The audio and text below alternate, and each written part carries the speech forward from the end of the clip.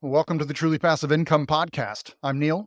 And I'm Clint. And today we have a friend of mine, Robert Shortsleeves from Shortsleeves Real Estate out of Fayetteville, North Carolina. Bob, thank you for coming on the show today. Welcome. How are you, man? Doing well. Appreciate y'all having me. Absolutely. Yeah. Thanks for being here. So I first met you, Bob, at the Pints and Properties in Fayetteville, North Carolina, a couple years ago. In passing, we were talking about short-term rentals at the time. And I got the word that you're a wholesaler, up and coming and doing some big things. And since then, there's a group of people there that I have become good friends with. There's a lot of active real estate investors in that market, a lot of very sharp people, a lot of young, hungry people, military discipline, just going for it. Right? So I followed the career of a lot of those people. And one of the reasons I wanted you on the show is that we talk about truly passive income a lot. And I think that there's some overlay with some of the things you're doing, some of it not so much, but I think there's some really important lessons to be learned. But from that time I was there a couple of years ago, of the people I watched, I think you'll have to correct me if I'm wrong, but I have a feeling you've probably closed more deals than anybody else in a room of 70 to 80 people. I would be surprised if you didn't close more deals than probably the top 3 to 5 people put together.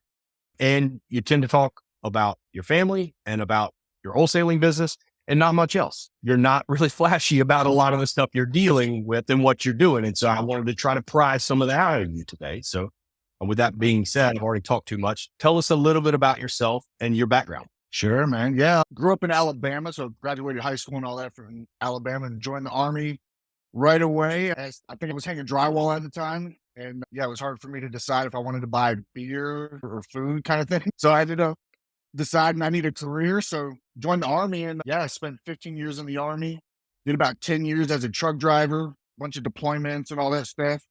And then switched over to special operations for like my last 5 years and I got medically retired and all that. But yeah, I was actively doing real estate, obsessed with it while I was in the military, mornings, lunch, afternoons, dinner, dragging my family around on the weekends for 6 hours, driving for dollars and all that stuff. Right. But yeah, right now we got a nice little wholesale business that's running pretty well. And most people will categorize me as a wholesaler, but I started off as a buy and hold investor. Like I wholesale, I assign deals in order to generate revenue to buy rentals. So it's a means to an end kind of thing. But yeah, we got here in Fayetteville, we have 30 units. It's a mix of some small multifamily, some mobile home parks. We're now getting into commercial. So we got 2 commercial properties, warehouses that we own right now. And yeah, life is good. Life is good. Excellent. And how many wholesale deals are you doing now a year or per month, however you want to categorize it, versus a couple of years ago? Yeah, last year it was a total of 85 assignments or double closes. Mm-hmm. And then, and of course there's a handful of stuff that I bought as well. So 80 to 90 deals total, maybe something like that. Getting it. Good for you, man. That's awesome. So tell me about when you said you first got started and you were obsessed with real estate. What were you when you chose real estate? Were you looking at what am I going to do after the military, or what am I going to do that's going to get me to an end goal? And then what did your first foray into real estate look like? Obviously you had the benefit of being able to use hopefully a VA loan or something like that. Tell me about what that looked like. What assets did you have to get started? And did that push you into wholesaling because you didn't have the money? So you're trading for hustle for money. So walk me through quickly that first couple of years. Sure. Yeah. I think I was stationed in Germany at the time, but there was a point when my wife and I were looking on Zillow and just clicking through stuff to buy here in Fayetteville to live in. And I was just clicking on Zillow for 6, 7, 8 hours. And I knew then there was I lost track of time and the wife had to remind me, hey, you got to eat something. Did you use the bathroom? So I was just zoned in on Zillow and I knew then there was something, right? Just real estate clicks in my, I enjoyed looking at real estate kind of thing. So yeah, I started studying stuff and started going to the bigger pockets rabbit hole that everyone goes down when they initially start. And this is funny.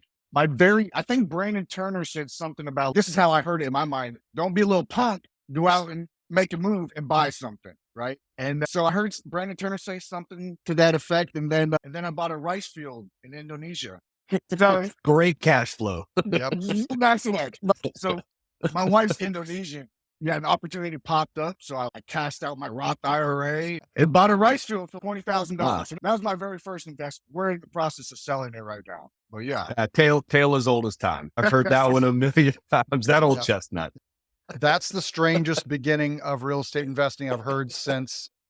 There's a woman who's a turnkey operator, and her very first real estate transaction was like some sort of development in Panama, and she lost all of her money. Okay. At least, at least the rice field is still there. That's Yes, exactly. interesting. No. We'll get more into international travel in a little bit. Okay. So that was the first one. And you're like, I'm assuming that was a cash purchase, of course. But from there, you were like, maybe let's diversify out of agriculture in Indonesia. Yeah, We're going yeah. into pay it. Right. Yeah. So at that point, yeah, I basically just cashed out my retirement. I didn't have much more. So I was still studying and stuff. And then, but it was a long time before or after I bought that rice field before I bought my first rental. So my first rental was something I bought off the MLS. One of our friends from Five Pillars represented me on the sale.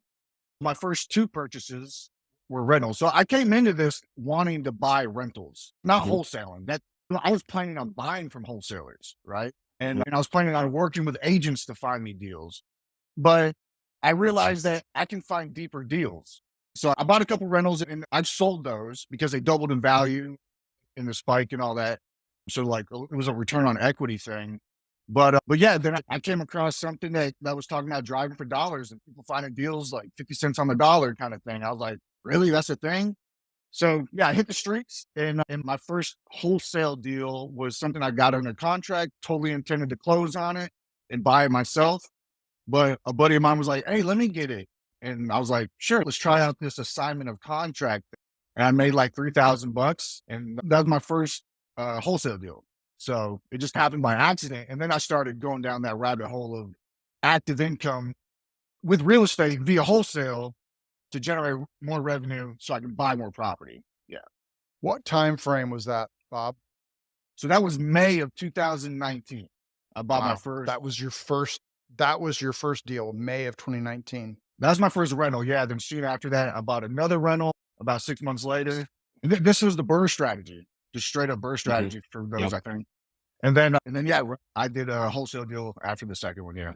You're talking about 2019. That's a pretty fast timeline. And if you talk about the velocity of what you've done, the amount of deals that you've closed, there's no way that anybody can ever do that with their own amount of capital. So you got to the young man trading hustle for money kind of a thing. And one of the things that I typically see, and I'm going to try to go through this very quickly, but a lot of times what I see with wholesalers or people starting out, a lot of people that are just getting started start with wholesaling because they don't have the capital to do more than a couple deals on their own. Otherwise they hit that ceiling, right? So you start trading hustle for money. You're driving for dollars. You're cold calling. You're getting those deals. You're signing some deals. And then a lot of times those people realize, wow, there's some really good stuff here. I'm selling it to people and they're flipping it and making $30,000 to $50,000. I bet I could do that. So a lot of times that wholesaler will start flipping one or two properties and usually mess up on the first couple. It's supposed to make 30 grand and you make 5, or maybe you lose money or whatever, but it comes out in the walk and you're making up for it with wholesale. So you flip a few properties and then a lot of times fast forward to those people go, oh, when I sell these properties, I can flip them. That's great, but I only get paid once. Or they'll do one or two things. They go, oh, I could make more money if I become a real estate agent. I can save myself the commissions when I sell them. But then they realize a lot of times, then you got to follow the rules. As a wholesaler, you're a hired gun and you can do what you want. So some go the agent route and some go the other route. And of the ones that go the other route, a lot of times they say, listen, at the end of the day, I'm still trading time for money. When I wholesale a deal or when I flip a deal, I'm trading time for money. And the day I stop working is the day I stop getting paid. So they start using those to buy rentals. It sounds like you started the opposite. Your intention was to buy rentals originally, and this is a means to an end. But then you start buying rentals. A lot of times you start buying single family. Then you understand the power of multifamily. And then from there it progresses. And a lot of times people either get in short-term rentals or hotels or mobile home parks. Yeah. Eventually, the end destination of that is everybody over time has to make a transition of, they start to realize that at some point the time is worth more than the money. And so they start looking for investment strategies that can be more passive, or that they either, like in my situation, we've got 14 short-term rentals and I thought that was going to be passive and it was anything but. So we had to build a property management company, which took 2 years to do, to make it quote unquote passive, right? It's not passive. It's At this point, it's residual. I've got all the people in place and I don't have to do anything, but it was a couple years of really hard work. Fast forward through your journey of 2019 to where you are now, of where along that spectrum, is that spectrum accurate? Is it not? And then what do your next 5, 10 years look like? No, that's absolutely correct. So yeah, I'm with you with as far as building something out, struggling, hustling for a couple of years, getting the team in place, and then kind of benefiting from the fruits of your labor. Because we got a solid team right now, but it took time. It took time. And the cool thing about a wholesale business is that you can have $1 million business with a team of 5 people, or even less sometimes, depending on the market. But kind of going a step back from that, though, the reason why wholesale works for me is because I'm a sales and marketing guy and I enjoy the hunt of the deal and all that stuff. A lot of people get into wholesaling because it's starting to become more mainstream. It's all over YouTube, and you type in make money fast, wholesaling pops up. But a lot of people get into it thinking they're going to make some money, but it doesn't fit their personality traits. And then Sure. they end up hating it and they blow 50, 60K. You can't do what you don't like for an extended period of time. You might make a little bit, but so yeah, just to put a disclaimer there, I'm that guy that loves wholesaling, right? Yeah. Yep. But yeah, it's completely residual. Like I recently went on a trip. Do we want to talk about the trip now? I got to hear about it. Lay it on me. You got to hear about it. It's good. Yeah. Yes. The reason why I was able to do the trip. So let's just talk about it. So I went on a 3-month trip. My wife's Indonesian. So we went and spent 3 months. I basically didn't open a laptop for 3 months. And very rarely did I even interact with my team. I would ask them if I can help somehow, some way while I have some free time. My team just crushed it, man. So if you can build a team that can take care of stuff while you're gone, that's really what people are looking for when they say passive, is to be able to dip out for 3 months and not have to open a laptop. Mhm. But I was also able to do that because I have a portfolio that cash flows really well. And that is pretty dang passive. I got property managers and all that stuff. So they handle the portfolio. And I'm able to pull money out of that. I'm able to pull money out of my wholesale business as order distributions or whatever. But yeah, that took a fair amount of time to set that up. Since 2019. Most people, it does take them a bit longer to have that 3-month vacation. But yeah, I just decided now's the time. And it was really a test for my team in some way as well, to see if they could perform without the daily input from the boss kind of thing. And they did. But going back to the truly passive income stuff, the portfolio is not completely 100% passive. The wholesale business is not 100% passive. I'm at the point now where I can generate enough income from my active income from the wholesale business and drop it into a syndication that a buddy of mine or someone else that's experienced. I can drop it into their systems, their process, and then generate that actually of income. And there's some other stuff that we're looking at too, is like single net or single tenant, triple net lease stuff.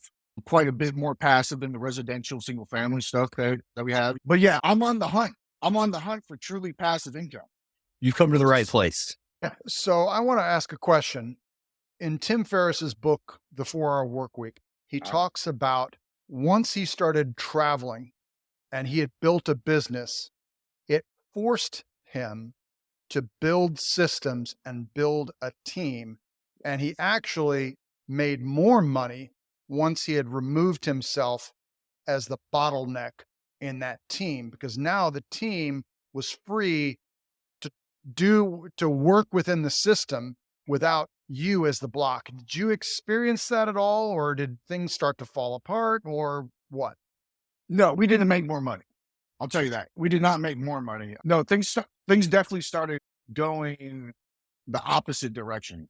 So what I learned as a business owner is that because he probably had an operator that was managing stuff. So in my company, I don't have a meet like an operator. That's right. And the marketing is so important with wholesale. You got to keep your eye on the marketing, your key performance indicators, right? So some of that stuff started to slip, but yeah. So so now I'm involved. Now that I'm back in the States, I am absolutely involved again to get it ramped back up. But the business was able to survive. It was not able to improve. And that's all my fault, because we still had things that needed to be put in place before I actually probably should have done that. more systems, more SOPs, more checklists, more videos and all that stuff. But I'm totally fine with it's the time. It's the time, right? The time was worth losing out on some revenue, I'd say. And it was a test run, and Yeah. you didn't know what you didn't know. And now you went out and you stress tested it, Yeah. and you figured out, all right, here's where we're falling short. Here's where we need to plus up our team. You probably need somebody who's more of an integrator on your team that's almost a you replacement. And then now go from you've only been doing this since 2019. It's you really expecting to just bam right off the bat, be able to, it's impressive. You were able to go away for 3 months and it still didn't come back to a smoking crater. Yeah. Since I got back, I've hired another acquisitions. That was part of the solution, was another hire to relieve the stress from and the workload from the one acquisitions that was actually getting contracts. So yeah, we learned.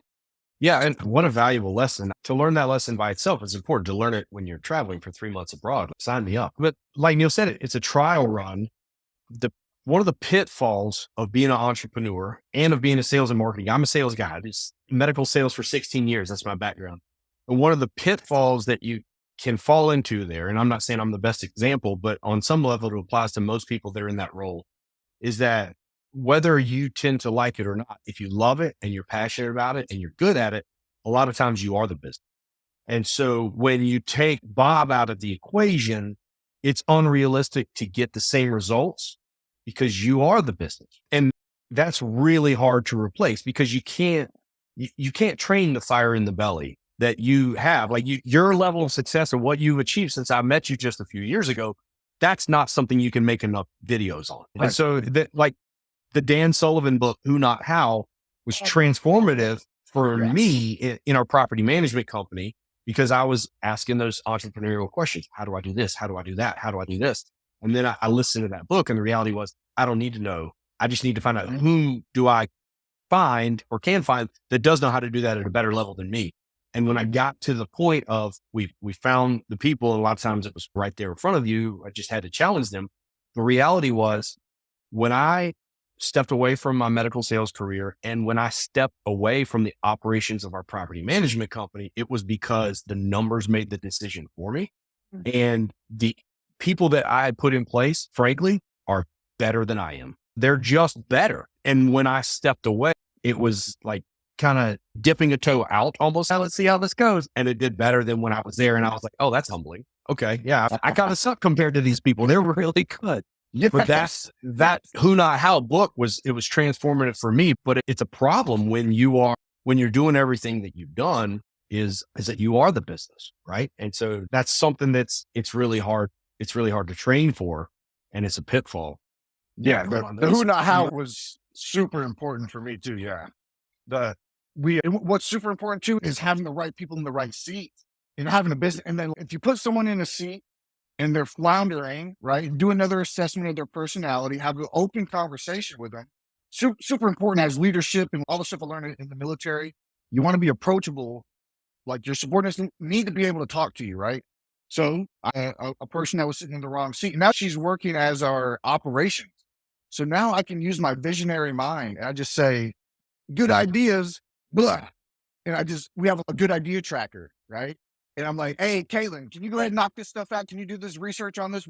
And she'll come back with 3 courses of action and I get to decide which course of action we want to take versus spending 3 weeks learning how to do some technical stuff that takes her probably a day, right? So yeah, Who Not How, having people in the right seat is super valuable.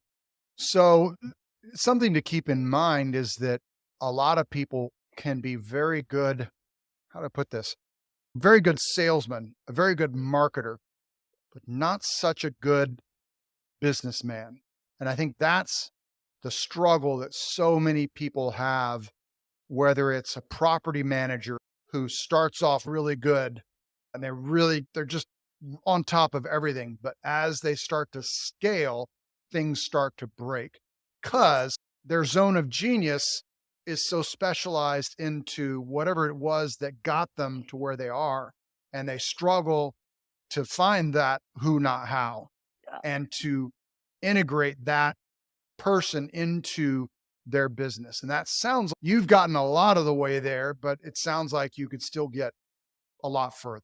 Yeah, this is what I struggle with often. And I think that 3 months in Indonesia helped me realize, and I'm part of some high level masterminds as well, and some very smart guys that I respect a lot. They put something in front of me at one point. It's been, I think about it all the time. Now I think I have the answer after the 3 months. Is that, do you want to have a lifestyle business or do you want to get rich business? So I'm at that point where, yeah, we have a $1 million wholesale business, but do I need to grow it to where it's a 3, 6, 5 million or $7 million wholesale business? Because with that, with the scale, like you said, then I get outside the genius zone. That causes more stress. That's more people. It requires a lot more. It's a different skill level. And I don't think it's necessary for what I'm trying to achieve. I was actually just telling my team the other day, I was like, guys, we're not building this thing out. I don't care if we close 80 deals a month or whatever. There's some of my buddies, they close like realistically 30 to 50 deals a month, which is absurd, right? It's crazy. And they got whole teams, they got sales floors and they're managing, and it's insane, right? And That's who I'm getting the phone calls from. those are the studs that are blasting your phone. Yes, that's them. But yeah, so I've decided recently that I think I want a lifestyle business. Sometimes less is more, right? And is the Yeah. juice worth the squeeze? I think that having that time away for you is really valuable and helps you recenter. I stepped out of a medical sales career this past November, and it's just been transformative for me. So something that was such a big part of who I was for 16 years, I'm now just focused on syndication and still trying to pick up 1 or 2 multifamily properties a year. But on top of that, my wife and I just had a baby 5 days ago. So it's like the focus has been completely different. Truly Passive Income is the podcast that Neil and I host together that is focused on the educational platform for all things truly passive. Outside of that, syndication that we're partnered with, that we are general partners in right now, is called Nomad Capital. The reason we're partnered with that group is because of the people that are in it. Specifically, the 2 guys that we partnered with, Eric and Levi Hemingway. The reason it's called Nomad Capital is because it's father and son team, and they spent 3.5 years living on a sailboat. Eric and his wife had 5 kids. They left. They came back 3.5 years later with 6 kids. So pretty good trip. They stopped and had a kid in Israel. So it's a whole story. But at some point in time, everybody on the team has been a real estate nomad. And a real estate nomad, in our opinion, is it's what you did for 3 months. It's a nomad is where you go, where you want, when you want, and you do what you want. And you've got that freedom to do that because you've got assets paying for that lifestyle. And they're either residual assets from a lot of years of hard work that you did to build up a team and assets and people in place that continue to fund that lifestyle. That's not passive, it's residual, but it looks the same to the outside person. Or it can come if you put capital, any real estate success comes from a combination of time, experience, and money. And if you take that money and you invest it into somebody else's deal, somebody else's business, and they use their time and experience to grow that, then that can come out and be truly passive income, along with a few other things that we've talked about in various episodes. But those at its basis level, our passion is to try to be, live, and build more real estate nomads, where you go where you want, when you want, and do what you want. Because everybody's looking for financial freedom, right? That's the grind. But financial freedom by itself doesn't get you much. But when it's combined with, and I've probably said this on every episode by now, financial independence that's combined with location and time independence gives you independence of purpose, right? And independence of purpose is where you go, you take your kids and your wife and you go to Indonesia or whatever or you volunteer or you go skiing or fishing or build houses or whatever it may be, but you're getting your time back. And the way that the test run that you had on your business where you stepped away for a few months and it didn't increase and arguably it sustained, but arguably over time, it probably is going to decrease. Neil uses the analogy all the time of a steam locomotive of as long as you're shoveling that coal, you're rolling, right? But eventually if you stop shoveling the coal, it can keep running for a period of time, but eventually it's going to slow down and eventually it's going to stop without you there shoveling the coal. So that the goal is either to build a team that can keep shoveling coal for you while you get off at the next stop, or to put yourself in a situation where you've taken the gains that you've got from what you're currently doing and investing in things that are truly passive to get that time back. With where you are now, and you've had a taste of, look, that's a quarter of a year, man. It's a big deal. It's a huge accomplishment. First of all, you should give yourself a giant pat on the back that you got to spend that time with your wife and your kids. And that's amazing. That's what everybody's going for. A lot of the people listening to this are trying to accomplish what you just did. Neil said that's a great test run. Do you want to do more of that? What does that look like for the rest of your life? Obviously, you're talking about a lifestyle business. Does that mean a couple months here, a couple months at work, a couple months gone, a couple months back? And then for the people that don't have the time or experience to put in the amount of work that you do and have done to get to this point, like from just a truly passive income standpoint, you have an unbelievable wealth of real estate knowledge right now. And it doesn't have to just be real estate, but what would you tell to other people that want to take 3 months a year and go to Indonesia or anywhere else? I'll tell you, because I talk to a lot of people. I help a lot of people. I talk a lot of people out of being wholesalers. Good for you. Believe it as much as they want to do it or whatever. But yeah, a lot of people underestimate the amount of work and energy that it takes to build something, right? The amount of obsession, right? If you're not, all right, Clint, like, I got to say for you, I didn't realize that you just retired or you just separated. You stopped your W-2 in November. I know what you built. And I thought you were full-time a long time ago, bro. Because that's super. People don't, and I know the work you put in, and it's got to be similar to mine, right? Just pure obsession over an extended period of time. I stopped watching football. I stopped going out and drinking. I stopped all the stuff that people consider a good life and all. I stopped all that to achieve my goals, right? Most people aren't going to cut that off for about 3 years, 4 years, right? They want to enjoy their weekends. They want to have that $700 truck payment, right? That could be money invested into your business, which will result in a 3-month hiatus, right? So a lot of people aren't willing to sacrifice now for the benefit later, right? And to answer your question about what we're going to do in the future is I'm selling some stuff and we're going to buy a villa. All right. Yeah. Hey, there we go. Going to Bali. We've got some place to go in Bali now. Yes. Yes. You're invited. Yeah. We're selling the rice field and then we're selling, I got 20. Hopefully we get our money back. Anyway, This is the best interview ever. we're selling the rice field. I got 26 acres out here in Tar Heel, just like 30 minutes south of me, on the way to your spot on 87, Yeah. And then we're selling that and we're going to sell our primary. And we got a bunch of equity and we're going to go buy a villa. Yeah. The stress test has helped me realize that I can do this. I can run this business from afar. I just have to be more involved and continually shovel that coal into the steam engine versus the 3 months. I didn't pick up a shovel. Really, I run my business virtually anyway. We don't have an office. We got a team of 5, 6 now. And I don't walk houses very much. I'm just looking at commercial stuff now. Anything commercial gets pushed to me, but yeah, I can manage this business from afar. So my daughter's already got signed up for school. So we'll be out of here by like August.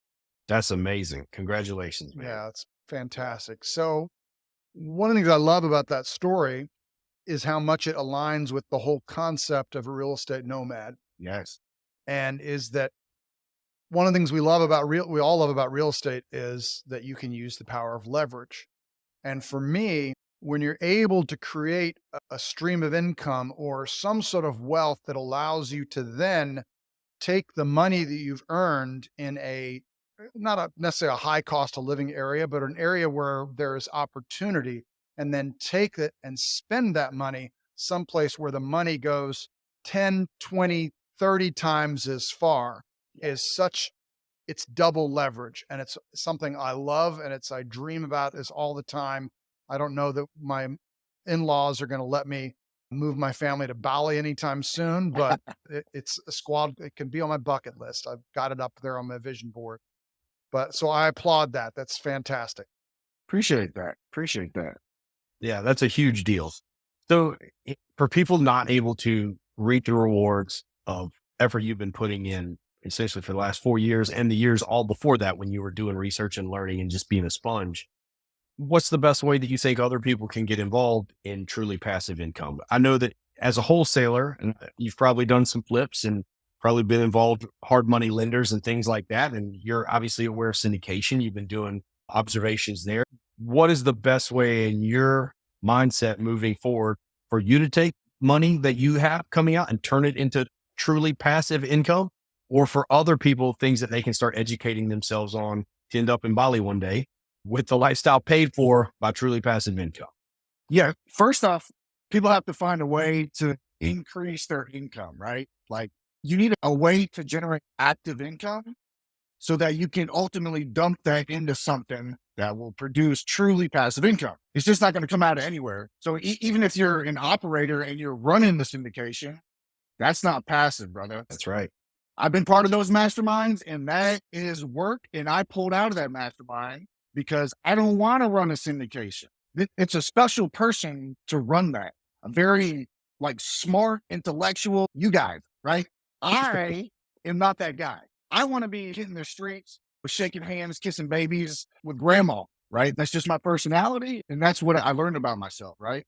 But I tell folks, try to find a way within real estate to generate active income. Maybe that's rehabbing, that's wholesaling, that's property management, whatever you're doing, generate active income in the industry and do something that is in line with your personality. One, that's super important to me. And then after you get that built out, then you start taking that money after you got a set business, and then you start dumping it into syndications or single tenant, triple net leases, or some sort of other thing like that. If you want truly passive income, and there's a lot of buddies, right? Some Fayetteville 5-pillar buddies, they're selling off some of their stuff because they realize that having 100 units might not be the smartest thing. It's not passive and expenses are crazy. And there's a lot of unknowns when you buy stuff like that, but it can help you get to a certain point. But then after you get 30 to 50 units, what's another $200 in cash flow after you do a bird deal? Not worth the Right? headache. It's not worth the headache. It's a lot of work. So once you've got that portfolio of like single family and some smaller deals that can help with some of that income that you're trying to generate, then at some point you just got to dump it into something bigger, right? And then at that point, hopefully you're looking for some tax benefits, right? And that's actually what I'm dealing with right now. So I might be dumping some cash into one of y'all's deals because I need some of those tax benefits. Super important. Yeah, put a bow on that. You got to do something. You don't have to do something in real estate, but you need to generate some high income. Go out and get an education, become a doctor. If you love being a doctor, take that cash and dump it into someone else's deal. Don't try to learn it. It's too much. Don't do that. Just do what you love, generate the income, and then dump it into passive streams of income. All right, Bob, my last question. How do you like to give back? Simply just getting on the phone and helping people that just need a little bit of guidance, right? I've had experiences of being able to help people go from 0 deals to generating like 3 deals a month, or just talking to people about specific situations, right? I don't charge for coaching. I don't do any of that. Before I went on the trip to Indonesia, I actually had a calendar, like a Calendly link set up. I was taking calls throughout the week and just simply getting on the phone and helping people achieve their goals in real estate. So I'm a believer in, so somebody that's just trying to start, or maybe they've done 3 or 4 deals, they shouldn't be reaching out to Grant Cardone for some help, even though he's the guru or the best or whatever, right? Or you might not want to reach out to those guys. You might want to reach out to someone that's about a couple years ahead of you, right? And then you learn from that person. And then you're like like a cog in the wheel or whatever the saying is. But you ultimately level up by hanging out with people and talking with people that are just a couple levels above you because they haven't forgotten what hardship, because I remember it was just like a little bit ago. I remember what hard work is, right? Maybe somebody that's got something crazy big, maybe they don't resonate with the little guy anymore, kind of thing. But yeah, the way I give back is just getting on the phone with people all the time. Maybe it's too much and help it. Yeah. Robert Shortsleeves, thank you so much for sharing with us and our audience today. If people want to reach out to you and find out more about what you're all about, what would be the best way for them to do that? Yeah, if anyone's interested in off-market deals here in Fayetteville, North Carolina, you can go to shortsleevesrealestate.com, get added to our email distro.